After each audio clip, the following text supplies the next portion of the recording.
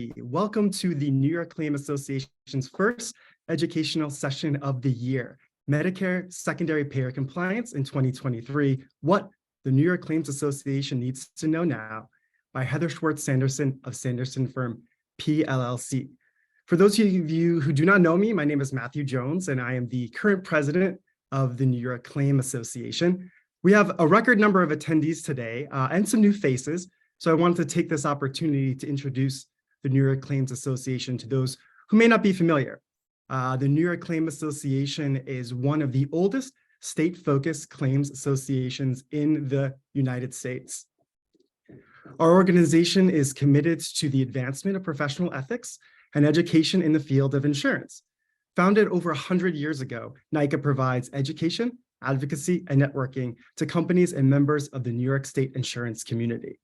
We hold about 4 to 5 educational sessions a year, just like this one, a golf outing in June, a Meet the Board event in the fall, and an amazing black tie gala in December for the holidays. If all of that sounds really interesting to you, you are in luck. We are currently undergoing a membership drive. So if you're interested in learning more about our organization or becoming a member, you can visit our website at nyclaimassociation.org. Our golf outing this year is scheduled for June 5th, 2023 at the beautiful Cherry Valley Club in Long Island, New York. Some information about attendance and sponsorship opportunities will be going out at the end of the month, so stay tuned for that.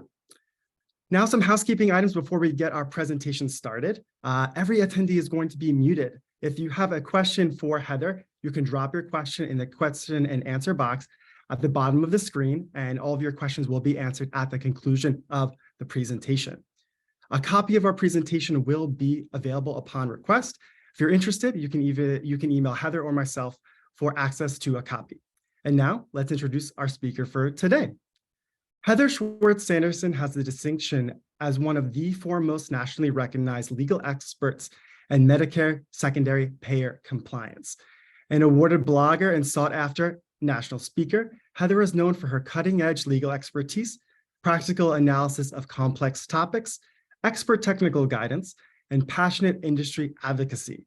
For more than 15 years, Heather Schwartz-Sanderson has been devoted to providing simple and straightforward MSP compliance solutions, including legal guidance, support, and strategies, as well as MSP education to the property and casualty insurance market, as well as legal communities.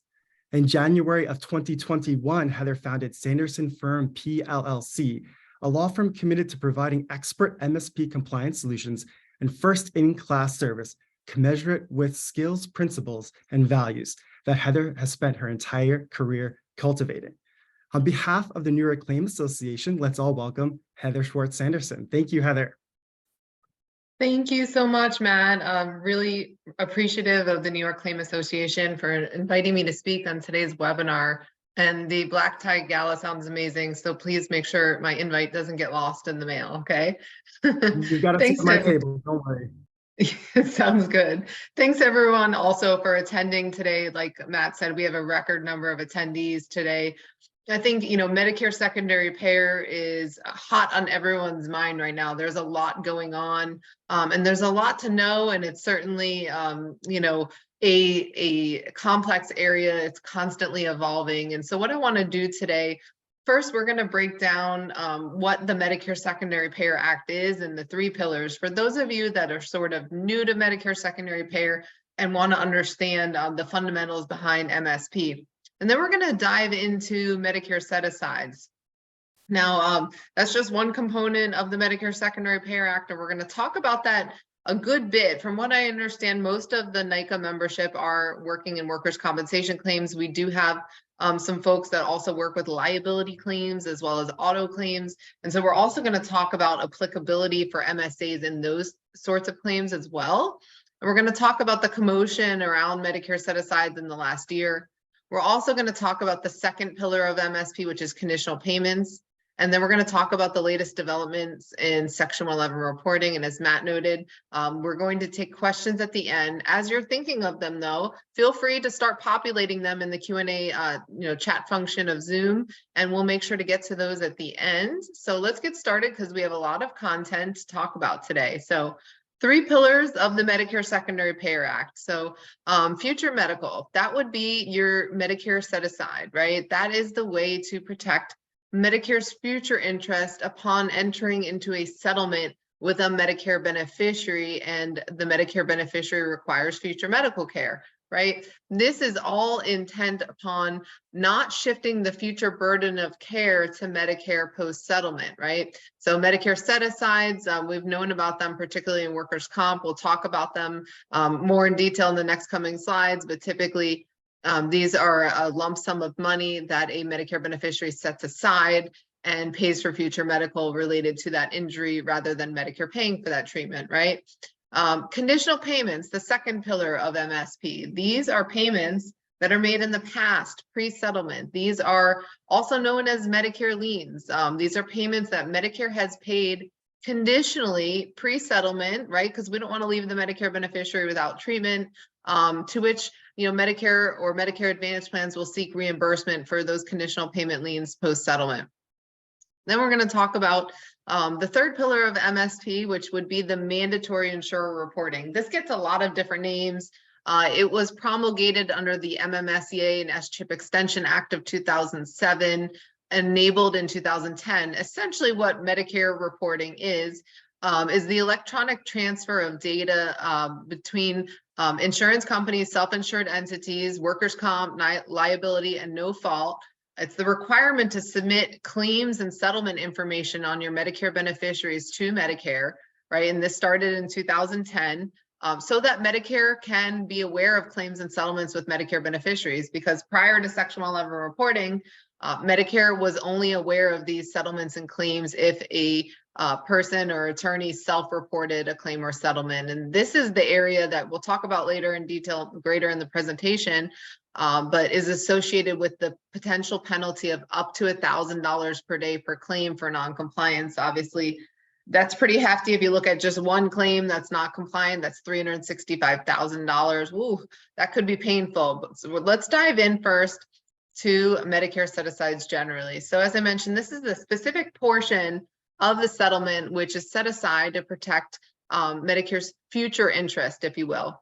Medicare set-asides and workers' compensation became commonplace in workers' compensation settlements in 2001 when CMS issued what is known as the Patel Memo. This is the first time that CMS introduces the concept around Medicare set-asides and when they expect to have these established, right? And so these have been commonplace for a while. They are a settlement tool, MSAs, for both workers' compensation and liability settlements to protect Medicare's interest. But as a general rule, an MSA is appropriate in a settlement where future medicals are being released and the individual claimant will require claim-related future Medicare-covered care, and they are currently on Medicare or have a reasonable expectation of becoming a Medicare beneficiary within 30 months of the settlement date. What does reasonable expectation of Medicare entitlement mean? It essentially means those individuals that will likely be enrolled in Medicare within 30 months of the settlement. So these could be individuals that are 62.5 years of age or older. These could be individuals that are currently receiving or have applied for Social Security disability, right? Once individuals are enrolled in Social Security disability for 24 months or longer, they're automatically enrolled into the Medicare program. It's really important to understand, and one thing that I drive home a lot with our clients and when I speak to people about MSP is that do not make assumptions as to someone's Medicare eligibility just based upon their age. We see lots of Medicare beneficiaries in their 30s and 40s and extensively in their 50s. These are individuals that are probably receiving Social Security disability entitlement, and they are automatically enrolled into the Medicare program. So you won't find within the Federal Medicare Secondary Payer Act, you won't actually find the terminology MSA or Medicare set-asides. However, within the Code of Federal Regulations, which support the MSP Act, you will find language regarding Medicare not assuming the entire settlement is for future medical if a specific portion of the settlement is set aside for future medical. So within 42 CFR 411.46 D2, It notes that so long as a specific portion of the settlement is set aside for future medical, Medicare is only going to coordinate benefits and only expect that that specific amount for future medical is exhausted before Medicare resumes coverage. And so, due to the above legal support, MSAs are supported by Medicare's policy guidance, right? CMS issued that first Patel memorandum based upon their interpretation of the MSP Act that Medicare's interests should be protected in the future. And again, it is not a requirement of the MSP Act. It is a recommended vehicle for protecting Medicare's interests. And there is no statutory or regulatory requirements to prepare or submit an MSA to CMS. That being said, it's a best practice to at least establish some MSA to protect Medicare's interest if the person is Medicare or reasonably expected to be on Medicare and there's future care needed, right? And we're going to dive into in a moment the little debate around submitting an MSA to CMS versus not submitting an MSA to CMS, which has been a topic of great emphasis over the last year. But first, you should understand that if you choose to submit an MSA to CMS, that certain thresholds must be met, right? There's the class 1 submission threshold, which is if you have a current Medicare beneficiary and your proposed total settlement is $25,000 or greater, Medicare will review an MSA. Also, the second class would be a reasonably expected Medicare beneficiary and a total settlement of over $250,000. Then you can also submit an MSA to CMS. It's really important to note that there are specific items, and you'll see them here on the slide, that Medicare expects to be submitted along with the MSA if they're going to review an MSA. If there is missing documentation or there are items that CMS is seeking to review the MSA, they will ask for that item and put the submission into what's called development, meaning that the case is on hold at CMS until that you can provide that documentation that CMS is seeking. If you're not able to provide that documentation or it's not available for whatever reason, you're not going to get your case out of development and CMS is not going to review the MSA. And that's just the way it works. CMS is a little bit stringent.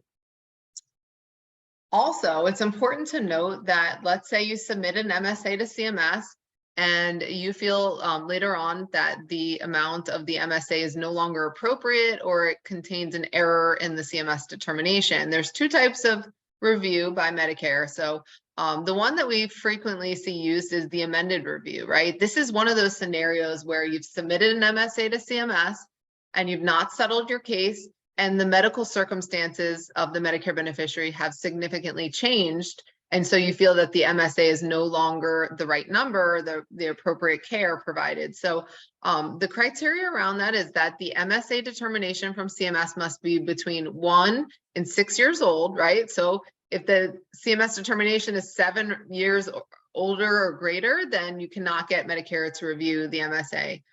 Also, you can't immediately have CMS review it in under a year.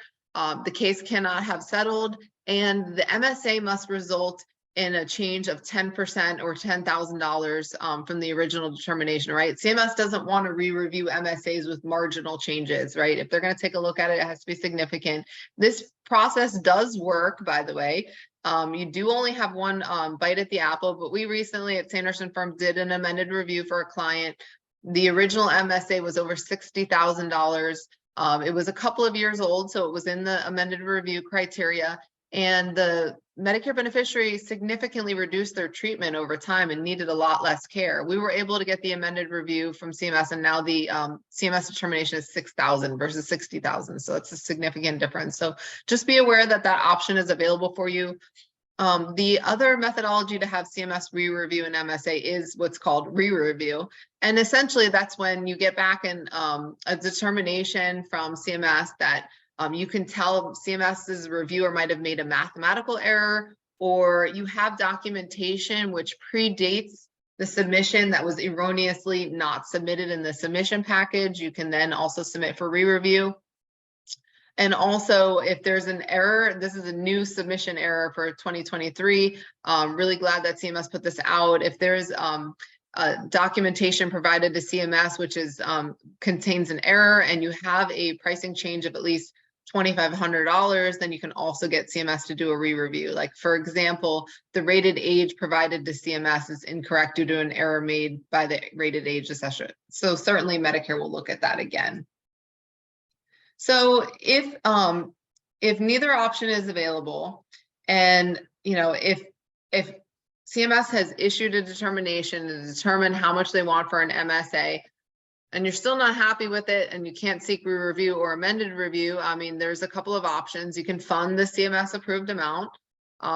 We've been asked sometimes, well, what about funding a lower amount than what CMS approved? Because the circumstances of the claimant have changed, but CMS won't re-review this MSA. Well, you can do that, but it's important to note that once CMS reviews an MSA, they note that CMS approved MSA amount in what's called the common working file for the Medicare beneficiary. So let's say CMS approves an MSA of $100,000. It's noted in the Medicare beneficiary's common working file, and Medicare is going to expect that Medicare beneficiary exhaust that full $1,000, $100,000 of MSA before Medicare will provide coverage again. So that kind of leaves the beneficiary exposed. Another option that we see occur quite often is, the MSA is too expensive. We're just going to settle everything out and leave future medical open. And that's fine, because then there's no burden shift to Medicare. So with regard to submitting an MSA to CMS, you definitely want to do this at the time where the claimant is close to maximum medical improvement, right? You don't want to be submitting the MSA to CMS too early. You want to do it at MMI, and CMS actually expresses this. They say, please submit MSAs to us when the claimant is at MMI. It's also important to understand, and I think if you've worked with MSAs, you might know this, the contractor at CMS, which is known as the Workers' Compensation Review Contractor, or the WCRC, they allocate in a worst case scenario manner, and they admit this openly, right? So let's say you've got a Medicare beneficiary that maybe at one point in time, 2 or 3 years earlier, their physician said, maybe Mr. Jones is going to need a spinal cord stimulator. We haven't done a trial yet, we're not sure. And you never get that point clarified in the medical records as to whether the person's going to need the spinal cord stimulator or not. And you submit an MSA to CMS. Guess what? CMS is including the spinal cord stimulator because it's a remote possibility and they don't want to have to pay for it. So it's really important that at the time, if you choose to submit an MSA to CMS, which is a wholly voluntary process, I want to make sure everyone understands that. Submission of an MSA to CMS is voluntary, even if you meet CMS's review thresholds. It's a voluntary process. You must understand that you must have all of these items clarified in your medical records, because otherwise you're going to get an overinflated Medicare set-aside allocation. So we've seen this a lot. The injured claimant has not returned for treatment in several years, and CMS will still over-allocate. Surgery might be recommended, but it's not clear whether the person will ever seek it or not. It's going in the MSA. So that's one of the things to be cognizant of. We also sometimes just don't know what we're going to get out of the reviewer at CMS. So the WCRC that I mentioned to you is the private contractor at CMS that reviews the MSAs, right? And currently, the review contractor is up for RFP, and there's purportedly going to be a new contractor, or potentially the current contractor will continue on as of next month, as of April 4th. What we've seen a lot of times, every time the WCRC changes contractors, is like a whole lack of consistency from the prior reviewer. We see a lot of over allocations, a lot of not understanding what's going on. And so that's troublesome, because even the current WCRC has issues. I'll give you an example. I was just looking at a file this morning that my firm worked on. We submitted an MSA to CMS on behalf of our client. It contained a court order, an evidentiary court order, which is what Medicare requires, stating that certain body parts were not related or were not compensable under the work comp injury. We submitted that to CMS with the court order. The reviewer ignored the court order, and we now had to submit for reconsideration to again call to the attention of the reviewer at the WCRC. You didn't even look at this court order and you disregarded it. And now they've interpreted the court order, and now they've removed those body parts out of the MSA. But think about all that amount of time that was spent when they could have just looked at the court order in the first place. I'm not trying to downgrade the WCRC. I'm just telling it like it is.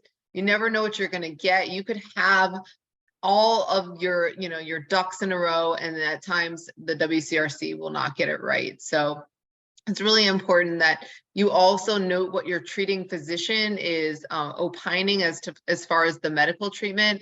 They are very deferential to the treating physician. And they're also, if you see any changes, let's say in a prescription drug regimen, let's say you're able to, you have a Medicare beneficiary on a very expensive brand name drug, let's say, and you want to, before you get an MSA done, submitted to CMS, you want to get the person to see if they can do well on the generic drug.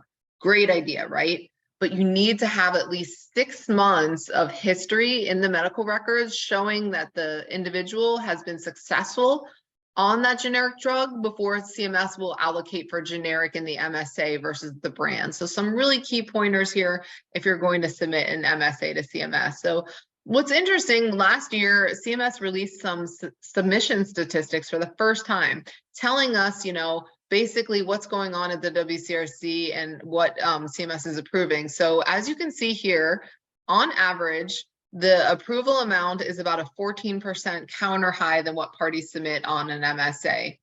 And it also, the statistics show that entities are starting to forego submitting MSAs to CMS year over year. Just in 2022, there were only about 14,000 MSAs submitted to CMS for review, where in 2020, almost 17,000, right? So it's really interesting. We're seeing a 17% decrease in submissions since 2020. Personally, I think there's a number of factors going on there. I think it's frustration, such as the counter highs that are coming from CMS, the fact that MSAs submitted to CMS is a voluntary process and you can still protect Medicare's interest with an MSA and not submit it. And also, issues like I just brought up before. I mean, we submitted an MSA to CMS with the court order and the reviewer missed it. And now the claim has now been open for more time while we had to pursue CMS reconsideration. So something to keep in mind. And so that is a perfect segue into non-submit MSAs, right? So over the last decade or so, and in my career, I have seen these become increasingly popular. And I'm not going to hide the fact that I am a fan of them, right? I think that, there are reasonable ways to protect Medicare's interest. And I think it's important that, there's no right way or wrong way, submit an MSA to CMS or not. Just you want to use the right tools available to you, which one you're going to pursue, understand your risk tolerance, and what the party's objectives are with settling cases. But the nice thing about doing a non-submit MSA is that you're not, dealing with the CMS not looking at court orders or not appropriately applying appropriate prescription drug regimens in the future, right? And it's a more reasonable allocation, right? Instead of taking this worst case scenario manner of allocating, it's a more reasonable approach using evidence-based medicine like ODG and ACOM, which are nationally accepted evidence-based guidelines, which aim to improve the outcome of the injured party, right?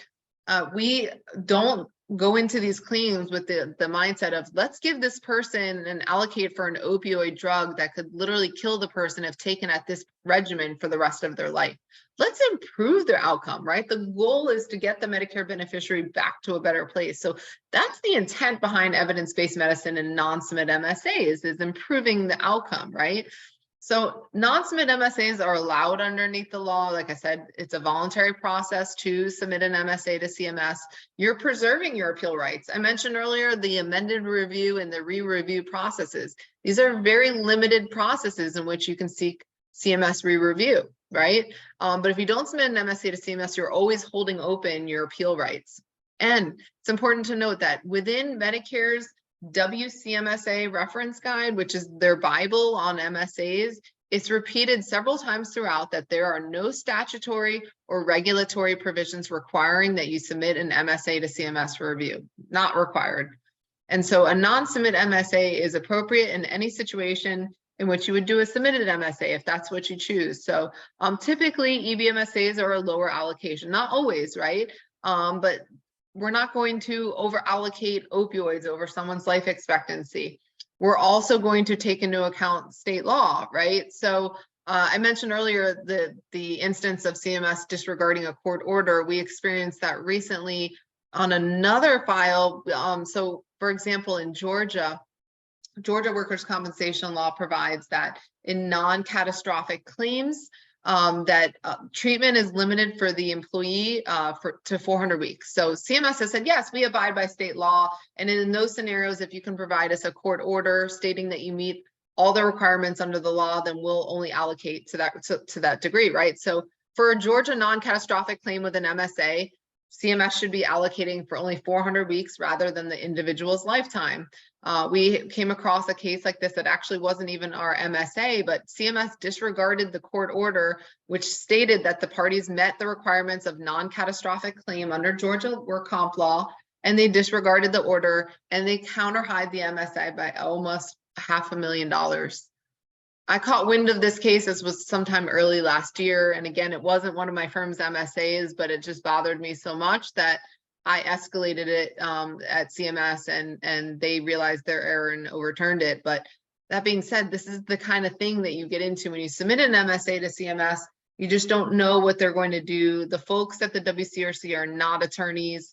I believe they're clinically trained, they're not legally trained. And so, just think about these variables and be prepared. If you're going to submit an MSA to CMS, what might happen?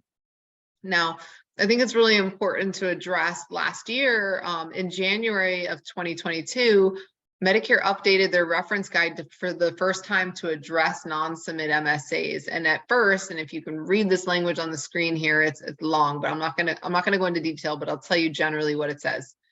Essentially, it's the first time Medicare addresses non-submits, and what they're saying is that we can't know that you protected our interest if you do one of these non-submit MSAs, so we're automatically going to assume that your non-submit MSA is a burden shift to Medicare, and we're going to deny payment up to the whole net settlement amount if you use a non-submit MSA. So this came out, wow, shockwaves throughout the industry. My phone was ringing nonstop on this day. I was just talking to people like, wow, like CMS really overstepped, because under the law, how do they go and put this in the reference guide when at the same time in the reference guide, it says it's not required to submit an MSA to CMS for review.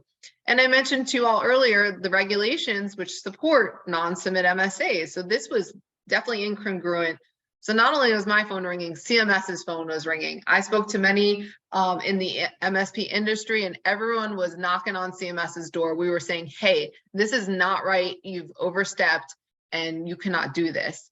But some damage was done, right? People read this update and said, oh my gosh, we have to submit everything to CMS or our whole settlement is going to be deemed a burden shift. So after all this commotion and all the reach out to CMS hosted a webinar in February. And at this point, they stepped their language back and they said, you know what, we can't automatically assume that a non-submit MSA is the burden shift. We simply have the right to look at it later to determine whether it was. Okay, fine, CMS, that makes sense, right? And so this was a great clarification. And I think one thing that parties need to keep in mind is that if CMS does later look at a non-submit MSA, which again, to our knowledge and in my industry and with talking with peers, none of us are aware of CMS ever challenging a non-submit MSA. But let's say they did, right? It's not like CMS can automatically say, you used a non-submit MSA, you didn't submit to us, it was not an adequate MSA. No, there would be an administrative appeals process for parties to undergo, right? Like, so if it was one of my firm's non-submit MSAs, I'm presenting evidence to CMS as to how and why we protected Medicare's interest, what evidence-based guideline we used, what state statutes we used, and why we put in X amount of physician visits per year. I mean, it's all going to be documented and defensible, right? So there will be an opportunity to present evidence. Medicare cannot automatically assume a non-submit MSA is not good. So after the town hall webinar, CMS then released an updated section 4.3. They revised the language from the January guide, and now they're using more soft language saying, we don't know if we haven't reviewed the MSA, whether it protects our interests. We may deny payment, if it's shown that the MSA was not appropriately funded or not appropriately exhausted. And so what's interesting also on that webinar in February is that CMS admitted that nothing had changed. Like legally, and from the standpoint of the MSAs, nothing had actually changed. So we were all asking, well, why did you put this update out there? And CMS said, well, we were just we kept getting asked, what is our position on non-submit MSA? So of course we had to say, if we've not looked at the MSA, we reserve the right to challenge it later or to say it was inadequate, of course. But I think, you know, the unfortunate part and what we're seeing in the industry is that we're having to re-educate people on non-submit MSAs, the fact that they're still valid and that it's a voluntary process to submit an MSA to CMS. We're also seeing, unfortunately, a lot of folks got the January reference guide update, but didn't see the March clarification. I saw recently there's a judge in Tennessee. He's mandating all settlements get CMS review on MSAs, and he wrote a blog about this. And he's referencing the January reference guide update. We actually sent a letter to the judge at Sanderson Firm saying, hey, did you miss this March update, right? Like, you cannot mandate submission of MSAs to CMS. So a lot of misunderstandings out there, and I hope that that clarifies where we're at. But just where we're at now, no known challenges on non-submit MSAs, even since this reference guide update. Like I said, some claimant attorneys and judges are still a little bit wary about not submitting an MSA to CMS, but, you know, notwithstanding that, we're still seeing a renewed interest in non-submit MSAs because of the over allocating that CMS takes into consideration. And, you know, we know that if Medicare was to challenge a non-submit MSA, that, you know, we would be able to appropriately defend it.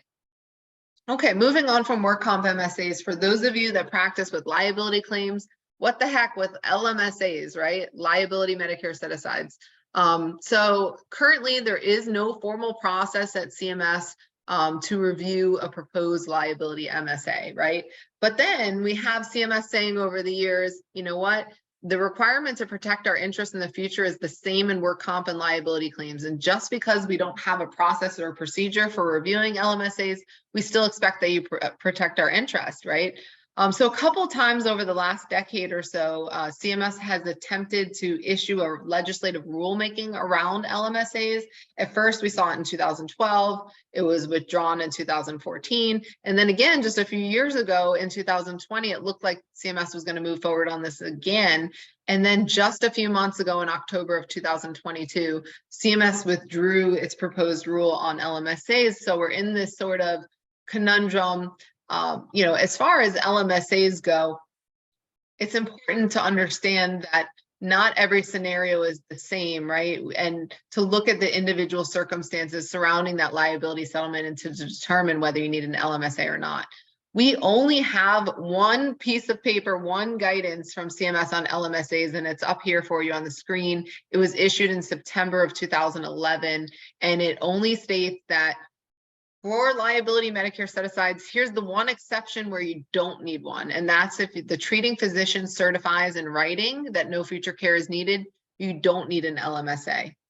But what the memo completely leaves out, unfortunately, is all the scenarios in which you do need an LMSA. It almost insinuates that if you don't have a treating physician letter, you need an LMSA. So that was, wow, 12 years ago.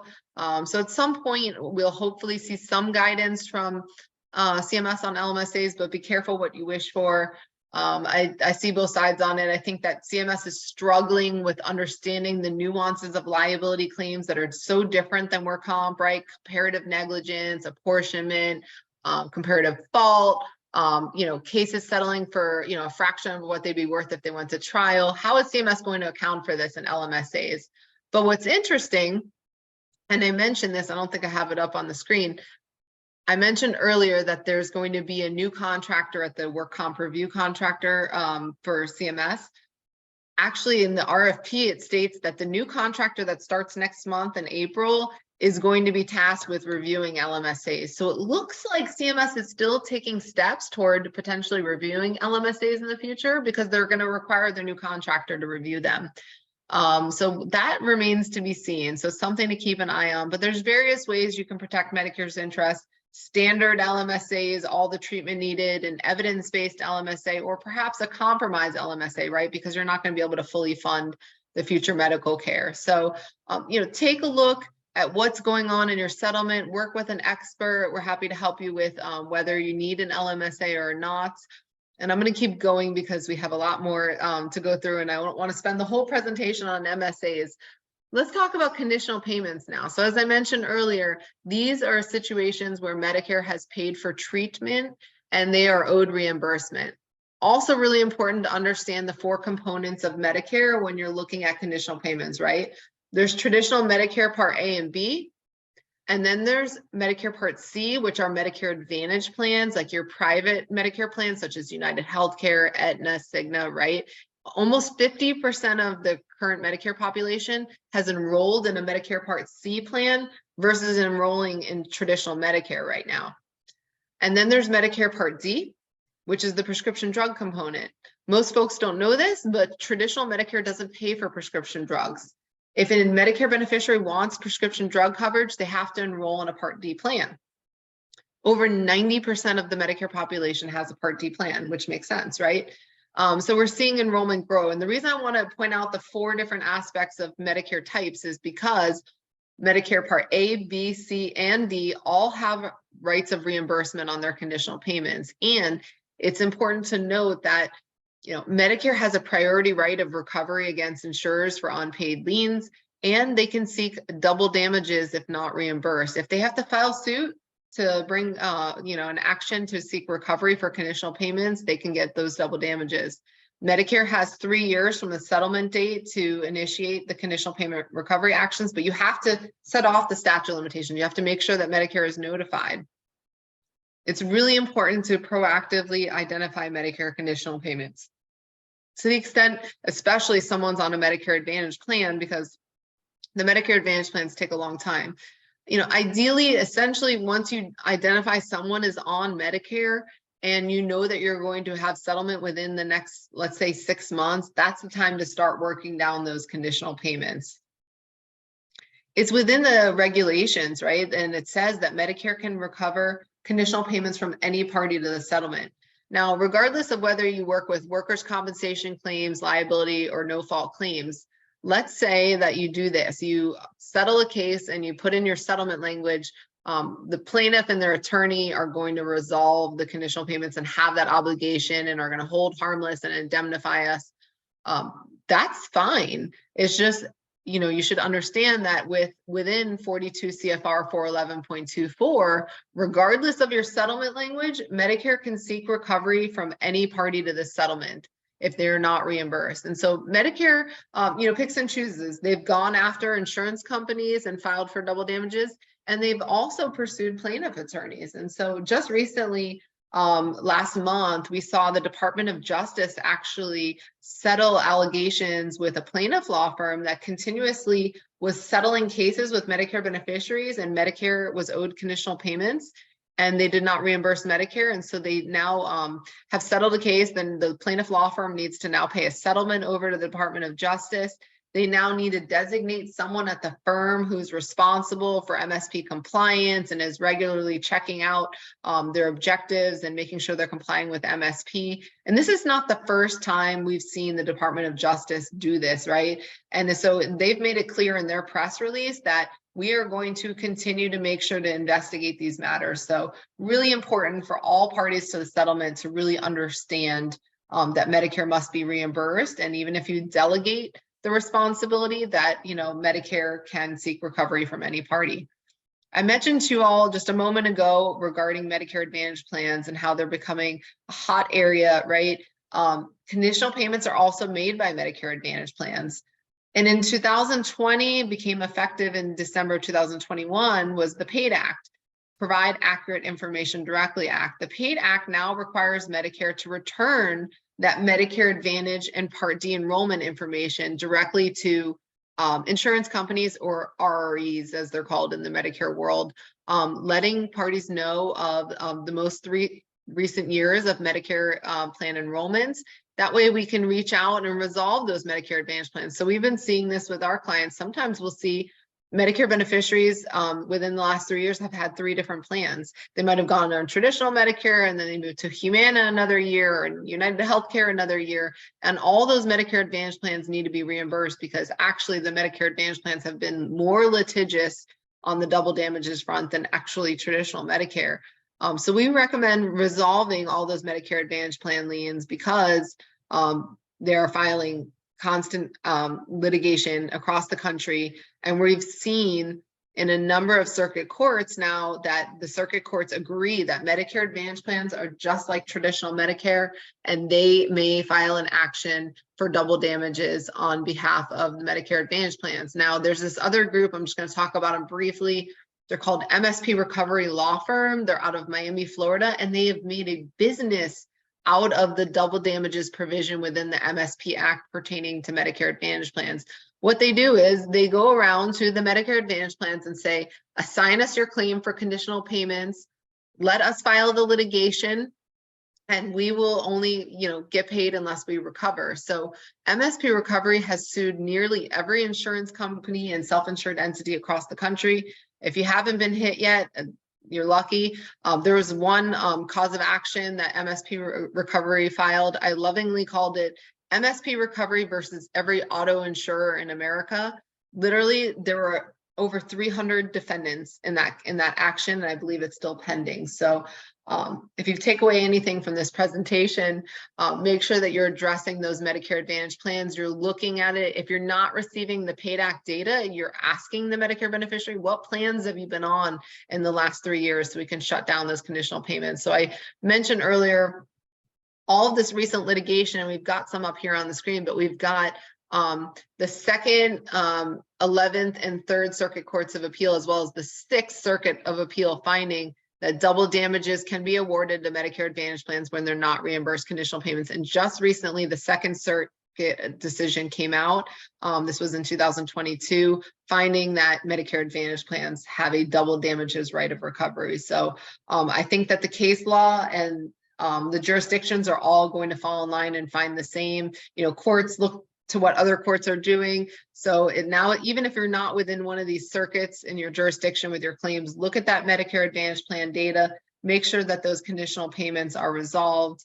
I'm not going to go into too much detail on this slide, but I do want everyone to understand that certain documents will be needed to work cases on the conditional payment front with CMS. It really depends on whether it's work comp or no fault or a liability type claim. Generally, some kind of release is going to be needed and signed by the Medicare beneficiary to work that case and get details on what's in the conditional payments and what Medicare is alleging. And by the way, many of you know this, more than often, Medicare does include unrelated charges within their conditional payment demands. It's all the time, right? We get an 80% reduction on average at Sanderson Firm on our conditional payments because so many items are unrelated. So it's really important. Don't just pay what Medicare asks for. We need to go through it with a fine-tooth comb and make sure we remove any unrelated treatment. There's a number of defenses to Medicare's conditional payments. If you work with auto or PIP or MedPay claims, policy limits exhausted, great. Medicare can't recover. We're going to send in demonstration of exhaustion of policy limits, and Medicare is going to remove their recovery. Medicare is capped in the total settlement amount. Also, they can't recover more than the settlement amount.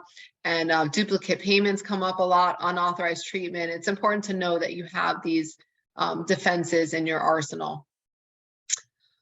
And lastly, let's talk about the last pillar of MSP before we take questions. So Section 11, or reporting to CMS, right? This is all to allow Medicare to have visibility into workers' compensation, no fault, and liability settlements with Medicare beneficiaries, right?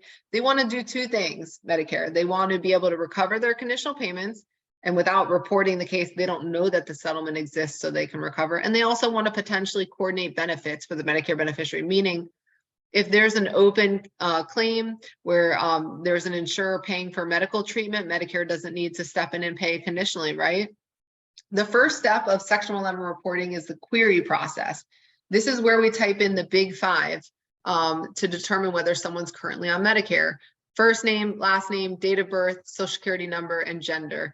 Really important. And then with that query process, you'll now get a monthly query result as to who your Medicare beneficiaries are.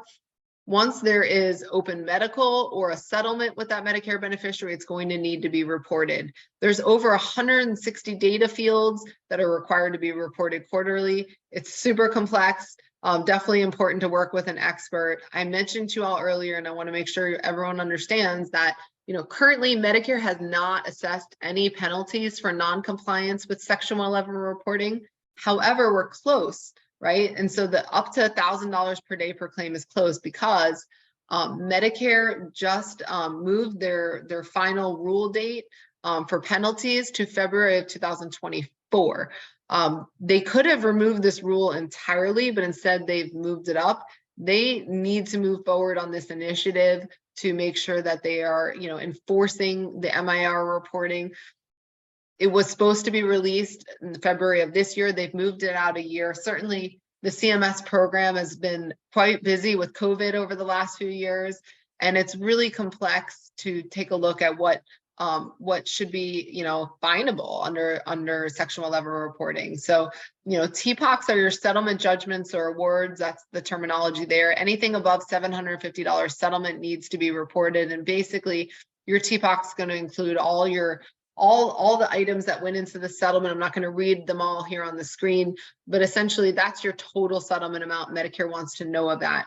Within the proposed rule, they were giving a 1 year potential, allowance. If you delay on reporting that settlement, you might be okay. But you want to report those TPOCs timely. What's interesting too about the civil monetary penalties, and I get asked this a lot, are the penalties going to be prospective or retroactive in nature is a question I get a lot, right? So if the final rule is finally released next February, and then the rule becomes effective 60 days after the final release date, is Medicare going to go back on old claims and penalize insurers? And this is where I think there was confusion in the proposed rule that Medicare issued, because Medicare indicated that they were going to give a 5-year statute of limitations. And they also, in the same proposed rule, said that any penalties would be prospective in nature. Now, where I think there's a conflict there, and many of us commented back to CMS on this, is like, you're saying any penalties would be prospective in nature, but you're also saying that you would have a statute of limitations of 5 years to issue penalties. What if the insurance company never triggered the statute of limitations and failed to report a TPOC, right? Let's say in 2016, you or your insurance company failed to report the settlement to Medicare. The statute of limitations has never been triggered, meaning that Medicare could still go back on that claim and issue a penalty. So we do still recommend going back a couple of years, maybe 3 to 5 years in your data, and making sure that your data is all cleaned up and that everything is reported to Medicare. Certainly, none of you want to be the guinea pig for civil monetary penalties of up to $1,000 per day per claim. I think at this point, that wraps up the content for today. And I do just briefly want to explain that, Sanderson Firm is a full MSP compliance services vendor. We do everything from MSAs to legal expertise in MSP, settlement agreement review. We do the conditional payments as well. We have some outstanding results, and we also provide guidance and report via Section 111 to Medicare. And we've also been providing some audits as of recently on the Section 111, because obviously top of mind is the Section 111 penalties. If you'd like more information, our website is on the screen. Also, we've listed a link to our blog, and we would love it if you could subscribe to our blog. We only issue blogs a couple times a month, and they're purely educational about what's going on in MSP. And outside of NYCA, I also host webinars through Sanderson Firm about quarterly, and they're always free. So we'd love to have you follow us. So let's go ahead. I see, Matt, we've got like 11 questions in the queue. So I am going to I'm going to start looking at these. I do see a couple requests for the slides. As Matt mentioned earlier on, you can email myself or Matt, and we're happy to provide you with a copy of the presentation. We didn't want to send it out en masse, right? Because not everyone wants it. We didn't want to be overly burdensome. Also, I'm recording today's presentation. It'll take me a few days. I just got to get it up on our YouTube channel, but I'm happy to share the recording if you or your colleagues could benefit from this. So please feel free to reach out if you'd like a copy of the slides. So this looks like a good question here. Future medicals refer to post-settlement. What is our exposure for future costs after a claim naturally closes without settlement?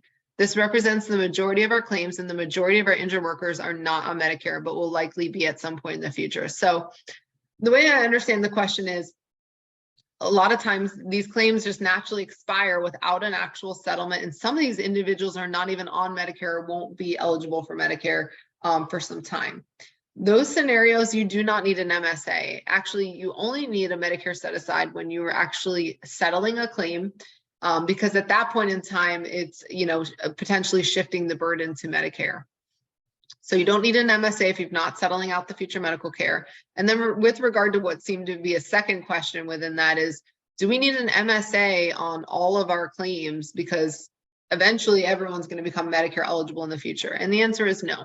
What you need to do is take a look, if you're looking at settling a claim with a Medicare beneficiary, and determine whether that person is currently on Medicare or reasonably expected to be on Medicare within 30 months of the settlement.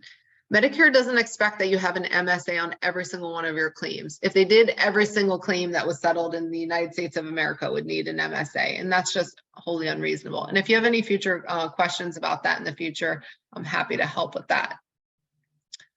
Okay, we've got another question. If a carrier elects to not fully fund the CMS approved MSA amount down the line, are there any potential negative ramifications or penalties to the carrier, or are the only risk to the claimant? That's an excellent question. So let's assume the scenario as asked in this question where CMS approves an MSA. So let's give the example of a $100,000 MSA, right? And the parties are not able to seek re-review with CMS, and a number of years go by, and the parties say, you know what, I think an MSA of 70,000 is more appropriate and in line with the person's future medical needs. So parties agree to this, right? What are the ramifications? So I mentioned you all earlier in the presentation that once CMS approves an MSA, that MSA amount is noted in the Medicare beneficiary's common working file. So on that instance, there's the $100,000 MSA amount listed in the Medicare beneficiary's common working file. So Medicare is going to expect that $100,000 of that MSA be funded before Medicare is going to resume coverage. So the ramifications could fall to the Medicare beneficiary if they seek future medical care in the future and they can't demonstrate exhaustion of the full $100,000. And that's one of the frustrations with the limited re-review processes at CMS, is that you have limited recourse in that scenario. So the risks are primarily to the claimant. Do I think there could be potentially some bad faith action against the insurance carrier in the future for not fully funding the MSA? Possibly. So there are risks across the board. So if you're going to submit an MSA to CMS, we want to make sure that you've got all your ducks in a row, and that your medical records are lined up and the claimant's at MMI, and that you're looking to settle that case immediately, because otherwise you might end up in that scenario. We have a question on how many MSAs are reviewed by the WCRC annually, or by state or nationally. So I believe, oh gosh, I had the statistic on the top of my head, but I don't remember. I think, oh yeah, we just went over that. I think it was around 13,000 MSAs annually at this point that the WCRC reviews. As I mentioned earlier, when CMS release their submission statistics, that amount continues to go down year over year. So less and less parties are either settling cases or submitting MSAs to CMS. This is a great question. Hasn't CMS warned parties to not use evidence-based MSAs? So yeah, talking about that earlier, you know, with the January reference guide update seemed to indicate that Medicare was not going to agree with or automatically going to deem a burden shift with an evidence-based non-submit MSA. And then CMS walked back that language on their webinar in February, as well as their updated reference guide update. So no, and actually regarding evidence-based MSAs within CMS's current WCMSA reference guide, it actually notes that the WCRC is supposed to rely upon evidence-based medicine when we're reviewing MSAs. And actually we're starting to see them do that. So CMS does condone evidence-based MSAs. It was more around them saying, hey, if you do a non-submit MSA, we reserve the right to question that MSA in the future. And so there's nothing wrong with it. CMS supports evidence-based MSAs. They're a little bit like, well, we reserve the right to check your non-submit MSA in the future and make sure it protects our interests. But so I would say that CMS has not warned parties to not use evidence-based MSAs, and they are perfectly okay. And we are seeing lots of parties utilizing them right now. Okay, we have a question. So some of our clients use vendors that search for Medicare liens prior to settlement. Would those reports include the Medicare Advantage plans? That's an excellent question. So if you are looking for conditional payment information on your Medicare beneficiary, Medicare, their contractors, which are the BCRC and the CRC, they will only provide to you Medicare Part A and B conditional payment information. I think I neglected to mention this point earlier, but it's really important. With the Medicare Advantage plans, they do their own recoveries. Medicare Part A and B and their contractors don't know what the Medicare Advantage plans have paid or what they're seeking recovery on, and they don't want to touch it. They only do the Medicare Part A and B recovery. So let's say you do a conditional payment search with traditional Medicare and it tells you 0 in conditional payments, but you know the person has been seeking treatment outside of it. It's probably that the Medicare Advantage plan is paying. So if you receive a letter or if you're seeking, to resolve conditional payments with a Medicare Advantage plan, you actually need to go to the Medicare Advantage plans themselves. They do the recovery. Sometimes they hire recovery audit contractors or recovery contractors to do the recoveries on their behalf. But no, so to answer your question, your conditional payment search at traditional Medicare will not return your Medicare Advantage plan conditional payment information. We need to go to the plans themselves.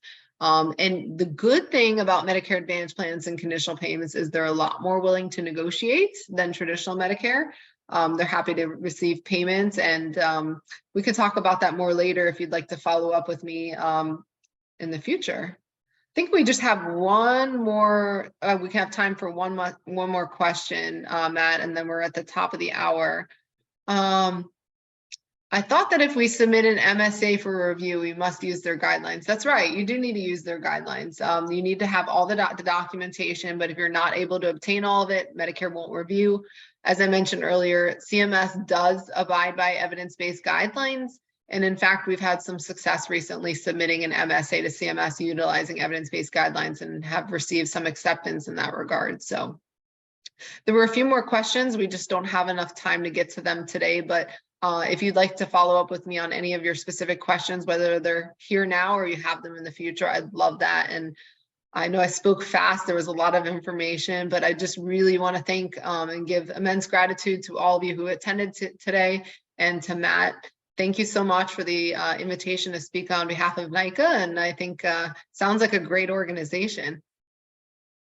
Thank you so much, Heather. I know I speak for everyone that attended this webinar. We've learned a lot. It's a highly technical and ever-changing area of the law. So we're so thankful for you imparting your knowledge with us today. And thank you, everybody, for coming. I hope to see you at our next NYCA event. Have a great day, everyone. Thank you. Bye.